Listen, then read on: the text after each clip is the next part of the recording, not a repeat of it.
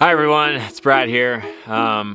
Really excited for this video because I already shot this video because I couldn't do the intro before the video because I kept screwing up. So I just kind of jumped in and it's good stuff. I know some of you like to watch like 4 minutes of my videos and then you just cut out. Try to stick through this one, okay? We're gonna sit down and we're gonna talk about where the name Prodigal Overland came from. We're gonna talk about our vision and our hearts. I kind of tear up a little bit. Not that I do that regularly, but it happened. So anyway, welcome, stick around, and let's get started.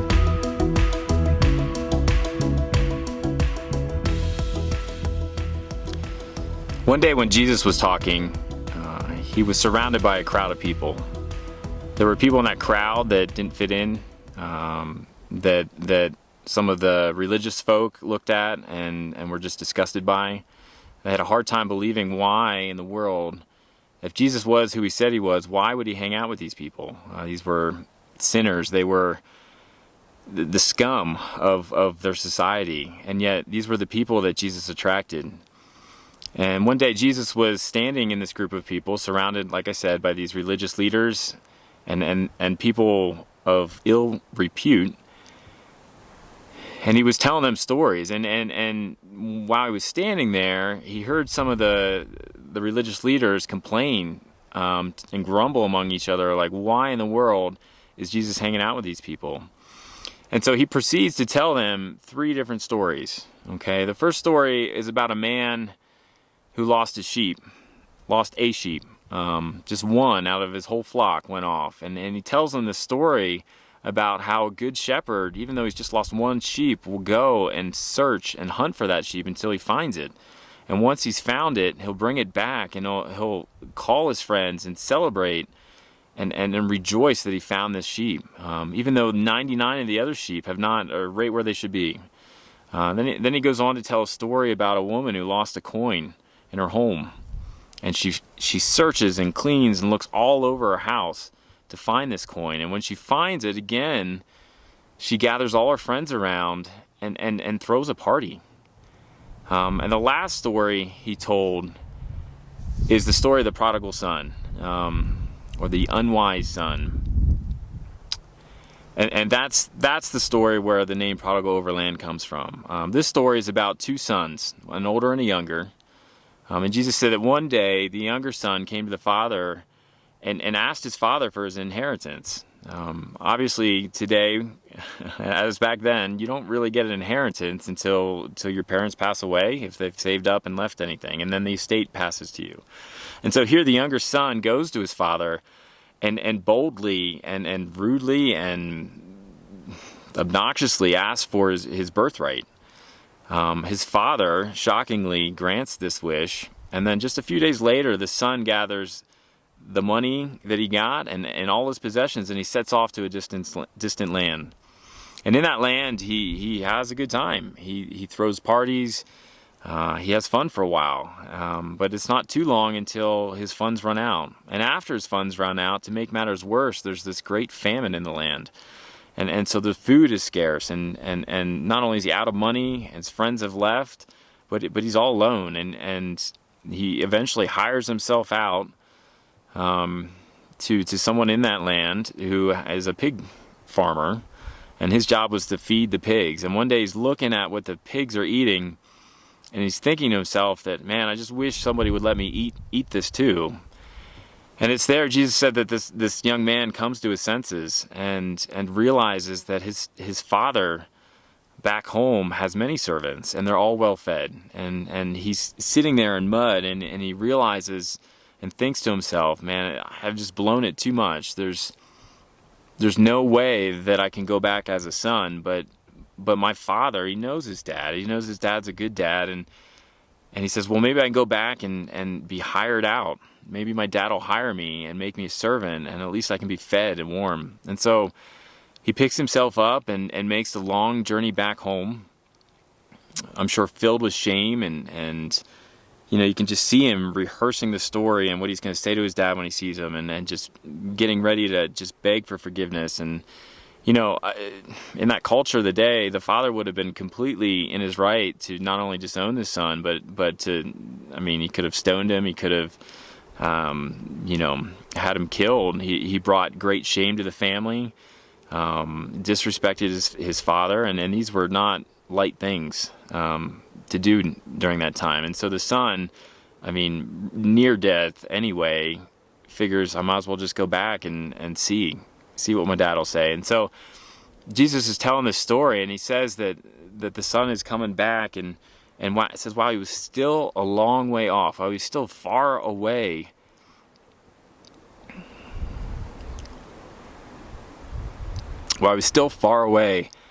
his dad sees him. Sorry. His dad sees him coming home. And his dad runs to the son. Back then, they didn't wear jeans, and they didn't have cool running shoes and all that gear. So they had to run. He would have had to kind of gird up his flowy skirt thing. If you ever been to a church and seen like a play of Jesus back in the day, they're all wearing like bathrobes and stuff. Well, in order to run, he would have had to gird up his loins, maybe fling off his sandals and start running to the son. And it was very in doing so, it was act of the father was in sense embarrassing himself for his son. Not only that, but this wasn't exactly like a son coming back from from making a lot of money or earning great privilege for the family. This was the son that shouldn't have belonged, and still his father sees him, and he comes running back for him.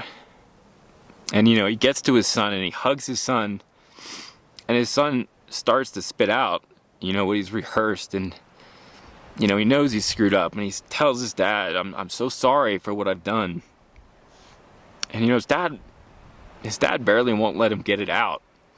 And he calls to the other servants, bring the finest robe, clothe my son. Put that ring on his finger that lets everyone know he's part of this family. And so he takes his son back, and I'm sure the son was completely overwhelmed by this. Not at all what he had expected or hoped for. And so he brings him back home, and he throws this huge feast for this son that didn't deserve it at all.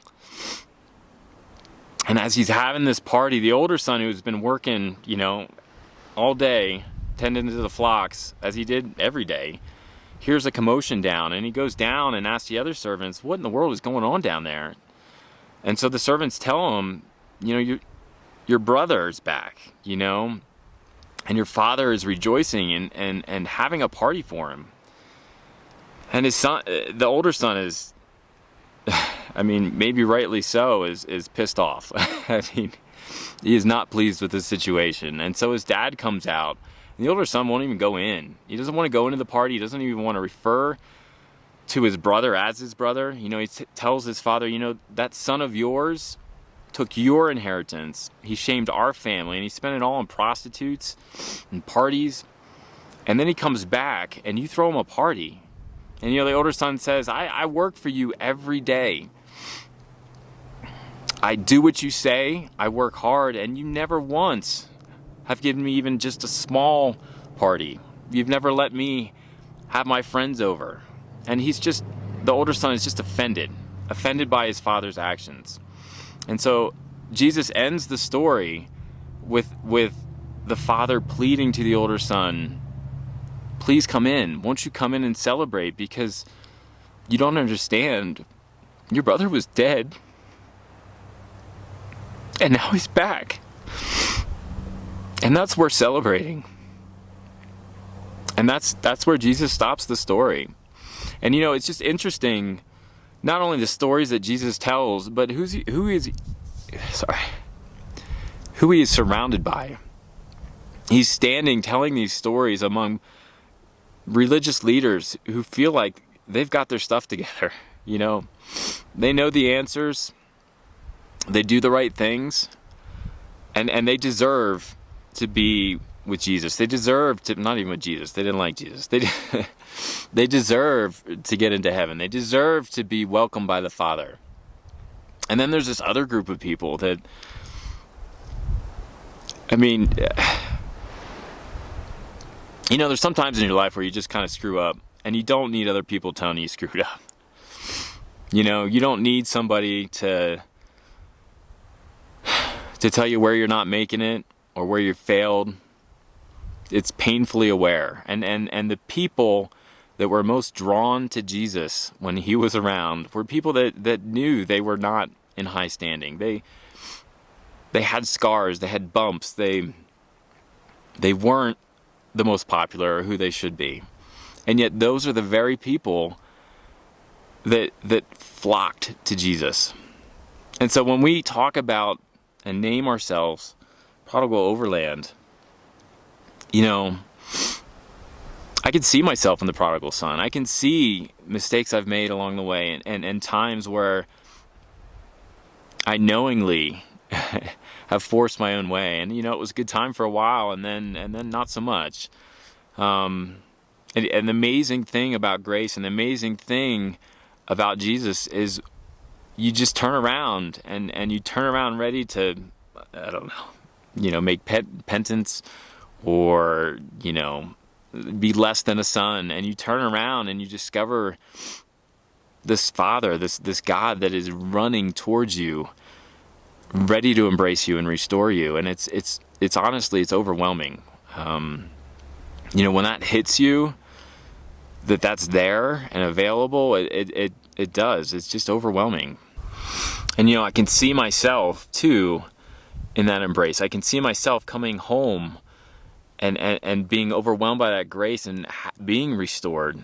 And then you think of the Father, you know, who, you know, the Bible says while his son was still a long way off, you know, the son wasn't knocking on the door.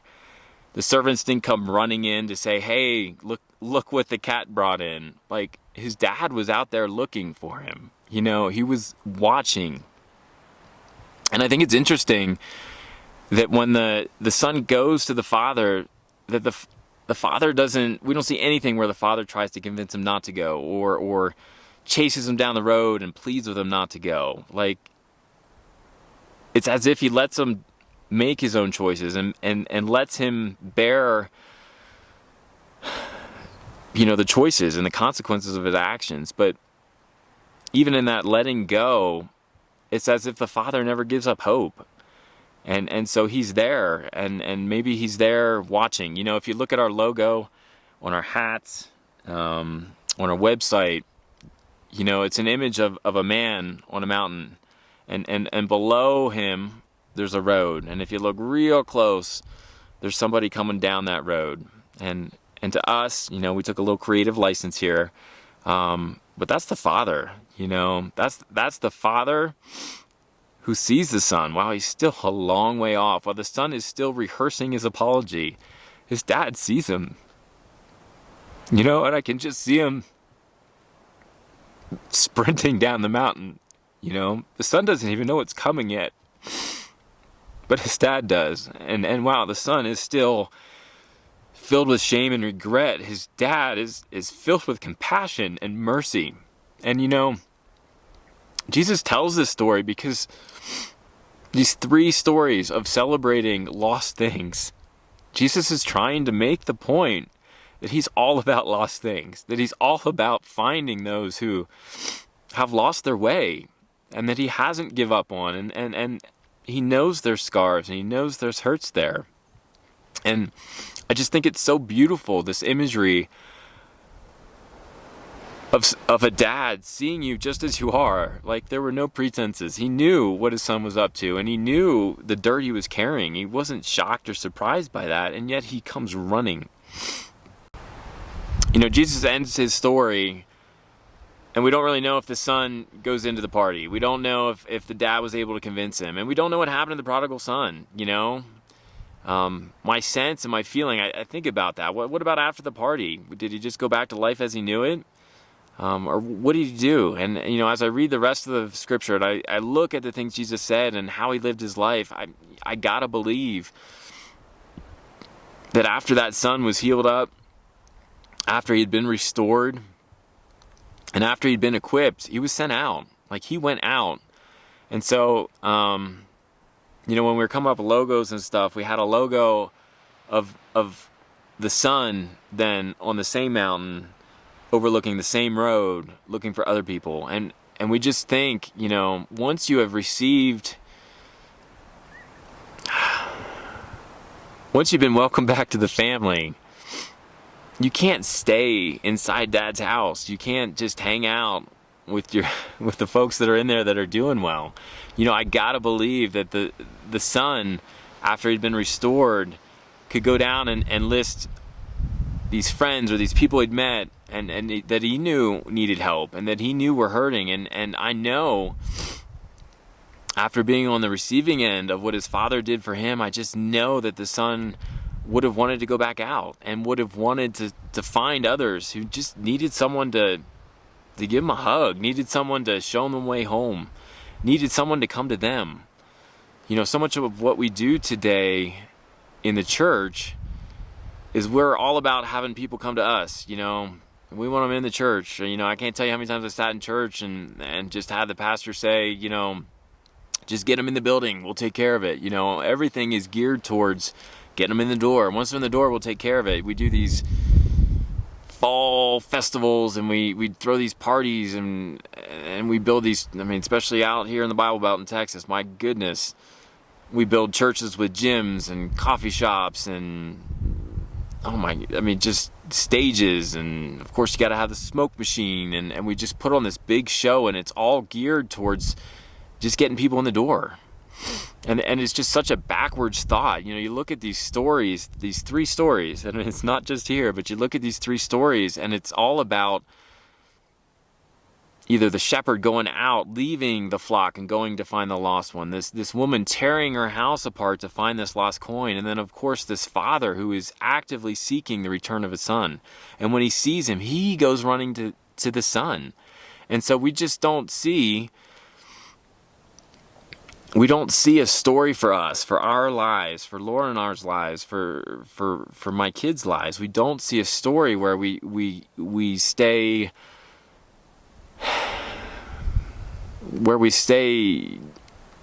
sheltered inside, hoping that maybe somebody will walk through that door that we can kind of tackle and tell them all about Jesus. Look, we're kind of a mess over here.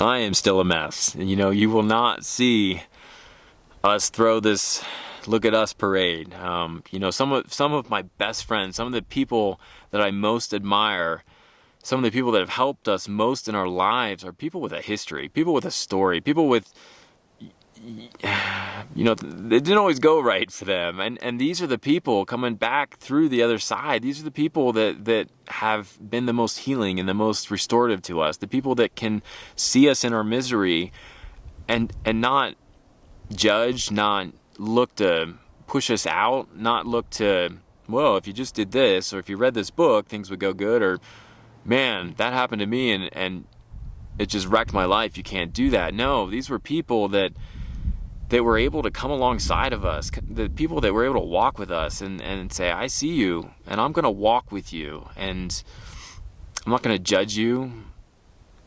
Yeah, I see your scars. Yeah, I see your hurts, but I'm going to make the choice to keep walking with you. And honestly,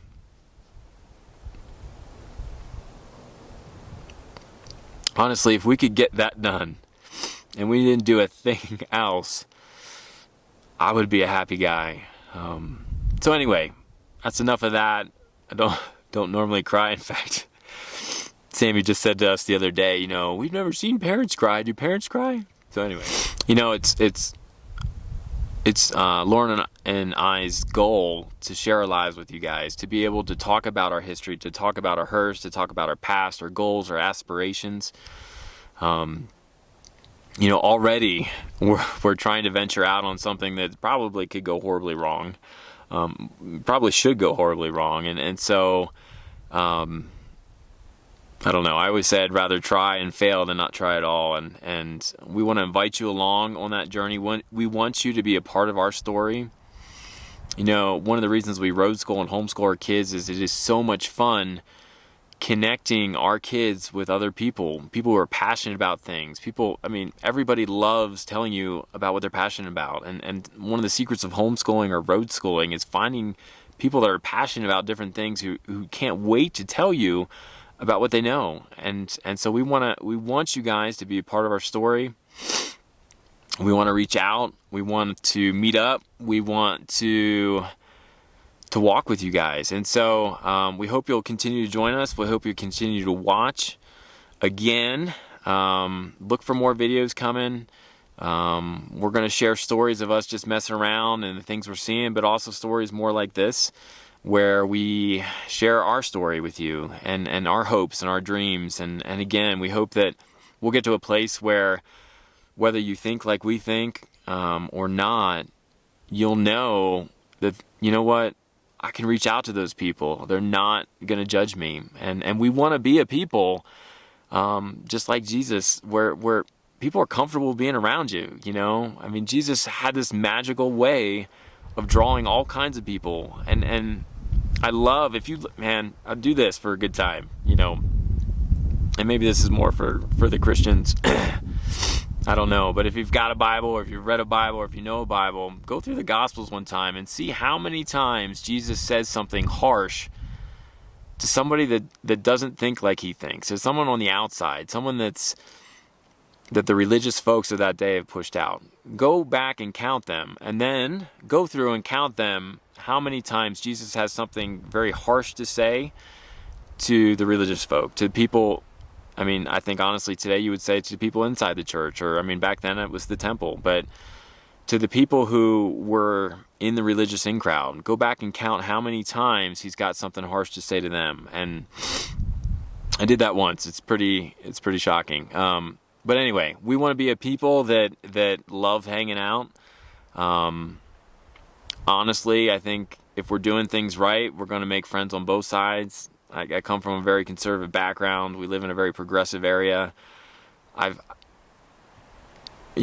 and I love trying to be bridge builders. We love so many people are scared to reach out and meet people that aren't like them. And Lauren and I we love it. And Lauren excels at it. Oh my gosh, if you've not met my wife, you need to meet my wife.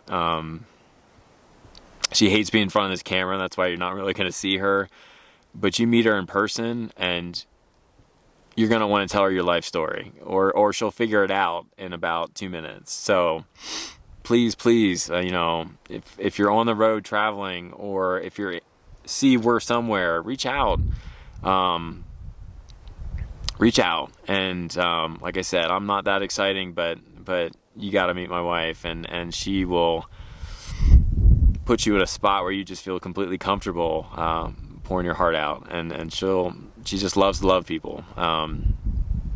Me, not so much, but no, we're just very different. But that'll come later too. So anyway, I've taken enough of your time. Thank you for listening.